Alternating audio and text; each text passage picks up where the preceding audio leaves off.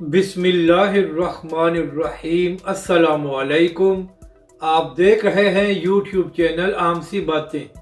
तहरीक लब्बैक का कोई मुकाबला नहीं कर सकता। टीएलपी के अमीर का इत्तेहाद बनाने वालों को जवाब। इस वीडियो में हम इसी के मुतालिक बात करेंगे। नाजरीन कराम, पूरी कोशिश की जा रही है कि आने वाले आम इंतखाबात से पहले पहले कराची में MKM के तमाम दलों का इत्तेहाद किया जाए, और यह सब कुछ इसलिए किया जा रहा है ताकि कराची में तहरीक लब्बैक पाकिस्तान का मुकाबला किया जा सके। और नाजरीन कराम, आने वाले चंद दिनों में कराची में बलदियाती इंतखाबात भी होने वाले हैं।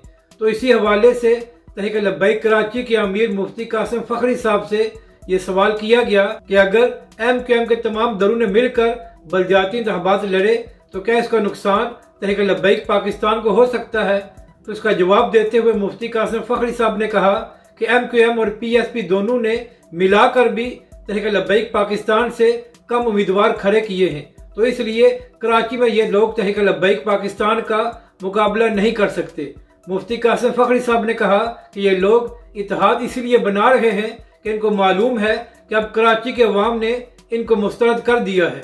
मुफ्ती कासिम फखरी साहब ने कहा कि न सिर्फ बलदियाती इंतखाबात में बल्कि आने वाले आम इंतखाबात में भी कराची के अवाम तहरीक लब्बैक पाकिस्तान और अल्लामा साद हुसैन रिजवी का साथ देगी, और इन लोगों को अब मौका नहीं मिलेगा जो पिछले 40 साल से कराची पर काबिज हैं मगर किसी ने भी कोई काम नहीं किया।